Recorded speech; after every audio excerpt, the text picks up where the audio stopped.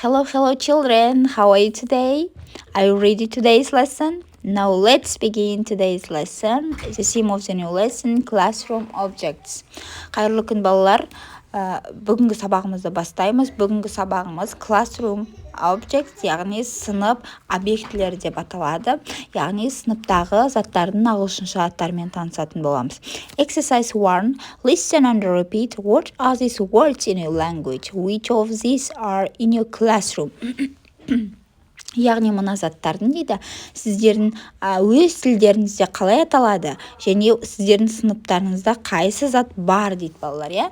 Now repeat after me all together. Desk, blackboard, chair, bookcase, computer, map, projector, bean. Балалар, біздің бұның сөздердің аудармасы түсінікті, иә? Парта, тақта, орындық, кітап сөресі, компьютер, карта, проектор және қоқыс жәшігі, иә? Қоқыс шелегі. Exercise 2. Look at the pictures and the titles. What is special about the schools? Yeah? Яғни балалар, бізде special schools, арнайы мектептер туралы ақпарат берілген. Осы ақпаратпен танысайық. The boat schools on Bangladesh. Бангладештегі қайық мектебі дейді, өте қызықты тақырыбы. Where is your school?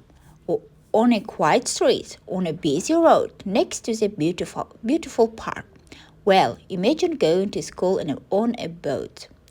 In Chalanbil, Bangladesh, where there are huge floods every year, this is a reality for many students.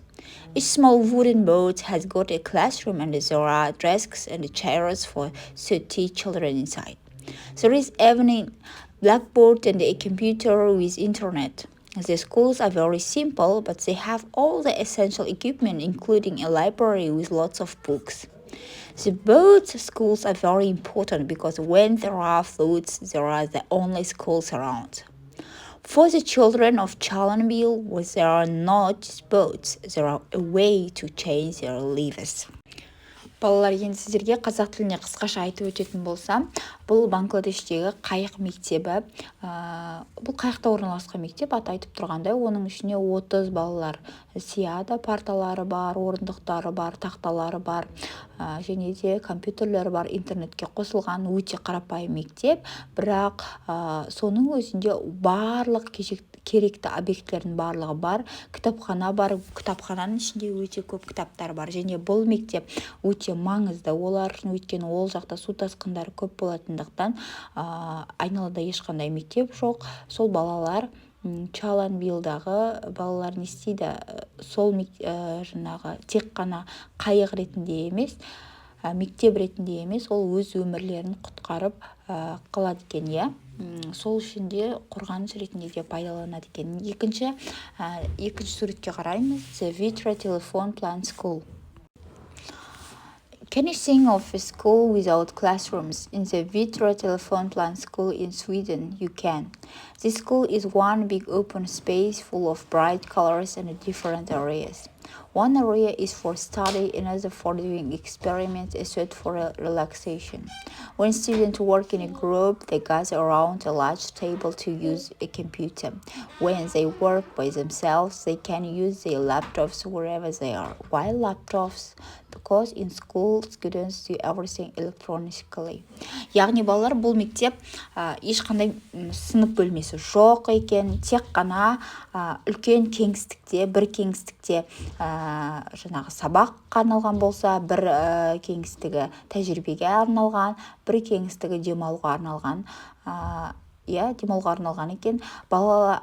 Студенттер топпен жұмыс жасайды. Егер олар компьютер қолданатын болса, дөңгелек столға келіп жұмыс жасайды. Өйткені өздерімен бірге міндетті түрде компьютерлері болады. Неге компьютерлері? Өйткені олар барлық жұмысты онлайн форматта жасайды. Exercise 3. Read the text in exercise 2 again and decide if statements from 1 to 5 are true, false or doesn't say. Балалар, бұл тапсырма сіздерге қиынға соқпайды деп ойлаймын. Иә, бұл тапсырмада біздерге сөйлемдер берілген. Яғни бұл екінші жаттығудағы жаңа біз екі мектеп туралы ақпарат алдық қой, сол екі мектеп жайында біз осы сөйлемдердің дұрысын, бұрыстығын немесе білмейтінімізді белгілеп шығуымыз керек. Сіздер өздеріңіз белгілеп, менің дұрыс нұсқаммен тексеріп алсаңыздар болады, балалар. Exercise 4, listening. Listen to Jane describing her classroom, which picture shows her classroom. Яғни балалар, бұл тыңдалымда дұрыс нұсқасы picture A shows Tom's classroom. B in pairs compare the two classroom. Яғни жұптық жұмыс, жұппен осы A мен B суреттердің екеуін салыстырып жазамыз дейді. Мен өз нұсқамды қалдырдым. Classroom A is bigger than classroom B and it has more desks and chairs than B. A has got a window and B hasn't. B has got pictures on the walls and A hasn't. The board in A is bigger than the board in B. Осылай өздеріңіз екі сыныпты салыстырып, салыстырмалы түрде жазсаңыздар болады. Exercise 5, speaking, yes, яғни сөйлеу дағдымызды күшейтеміз. Talking about your school, your classroom, сыныбың жайлы, мектебің жайлы сөйлестейді. Яғни, think about your school or your classroom, make notes under the headings, яғни location, your classroom, сыныбым туралы айту керек екен. Мен сіздерге бір нұсқасын қалдырдым. Location on a quiet street, my classroom desks and chairs for 25 children, blackboard posters on walls. Өзіміздің сыныбымыз сипаттайықшы. Сыныбымыз қандай, қай жерде орналасқан. My school is on quiet street, тыныш көшеде орналасқан. My classroom has got desks and chairs for 25 children, яғни 25 оқушыға арналған парталар, орындықтар бар. There is a blackboard and posters on the walls. Ол жақта суреттер бар, және де тақта бар, стенада тақта бар. Тағы не бар сыныптарыңызда, солай жазсаңыздар болады.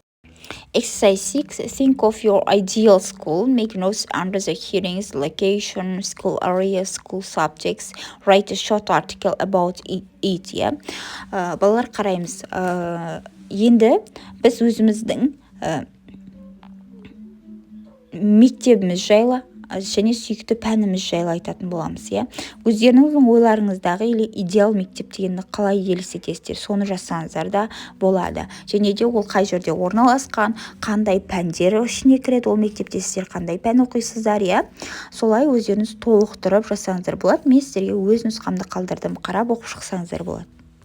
Last task 7, draw or write a short text about your ideal classroom, present it to the class.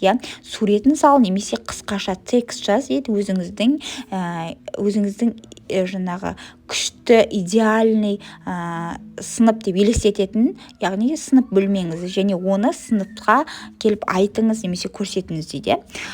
My ideal classroom has got 10 desks and a large whiteboard. There is a computer on every desk and it has got comfortable chairs. Бұл менің нұсқам, балалар. Осылай өз нұсқаларыңызды жазып шықсаңыздар болады. Бүгінгі тапсырмалардың барлығы орындалды. Менімен болғандарыңыз үшін рахмет. Goodbye.